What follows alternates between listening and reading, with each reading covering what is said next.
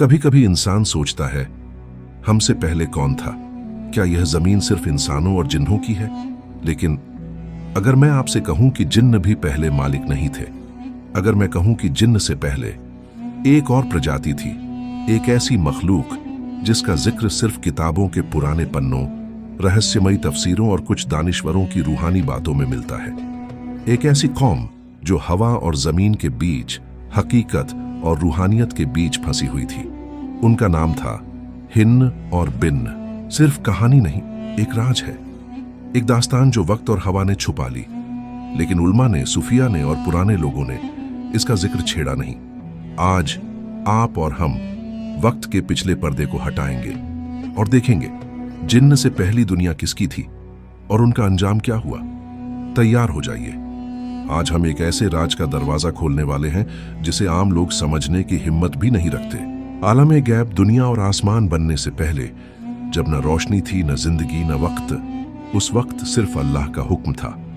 फिर अल्लाह ने जमीन बनाई, आसमान को उठाया, समंदर को जगाया, पहाड़ों को खड़ा किया और हवा को बहने का हुक्म दिया। मगर जमीन खाली थी, न कोई चलने की आहट, न कोई सांस, न कोई आवाज। फिर अल्लाह ने हुक्म दिया, हिन्न पैदा करो। हिन्न एक रूहानी मखलूक जो हवा की तरह निकलती थी। उनका वजूद हल्का लेकिन ताकत बेमिसाल। वो हवाओं में शोर करती, गुस्ताख, आजाद और तेज तर्रार। फिर अल्लाह ने दूसरी मखलूक पैदा की, बिन बिन, जमीन की रात दिन से जुड़े हुए, गहरी मिट्टी, पत्थर और पानी से ताल्लुक। उनकी चाल धरती को हिला देती, उनकी पुकार पहाड़ों को डरा देती। ये वो वक्त था जब न इंसान थे, न जिन्न, न कोई और मखलूक, सिर्फ हिन्न और बिन, इस जमीन के मालिक। हिन्न को देखा नहीं जा सकता था, वो हवा की तरह घूमते थे। उनका जिस्म रोशनी के बीच का साया था। जब वो गुजरते थे, हवा ठंडी नहीं, तेज और बेकदर हो जाती थी। लोग कहते हैं, जो हवा से डरता है उसने शायद हिन्न को याद रखा है। बिन्न मिट्टी और पत्थर की मखलूक थे। उनका वजूद जमीन से जुड़ा था, उनकी आवाज धरती की गरज थी। वो इतने बड़े नहीं थे, मगर उनकी ताकत जबरदस्त थी। उनके कदमों से जमीन फट जाती थी। उनके हाथों में ताकत थी, लेकिन दिमाग गुस्से और शिद्दत से भरा हुआ था। अल्लाह ने उन्हें जमीन पर बसाया, आजादी दी, सांस दी, ताकत दी। लेकिन इंसान की तरह उनका भी इम्तिहान था। उनके लिए सही था और उनके लिए गलत। मगर शुरू से ही उनकी फितरत बागी थी। वो हवा में फसाद मचाते, बिजली की तरह टूट पड़ते। वो जमीन खोदते, खून बहाते, जहां से गुजरते तबाही होती। सदियां गुजर गईं, जमीन खून से भर गई। रात और दिन में फर्क मिट गया और फिर वो वक्त आया जब फरिश्ते पुकार उठे, रब्बाना, फसाद फैल रहा है।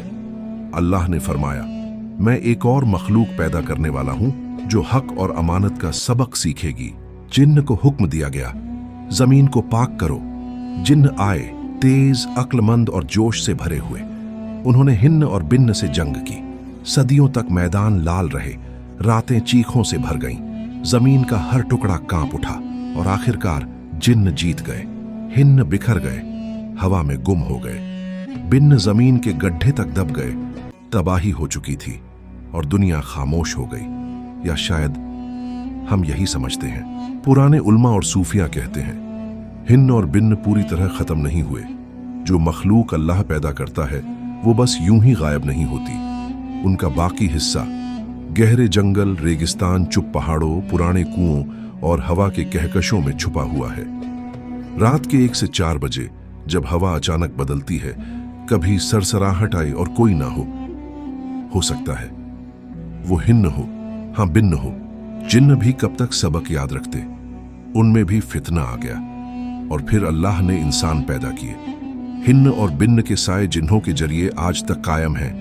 फसाद करने वाली मखलूक का अंजाम हमेशा तबाही ही होता है।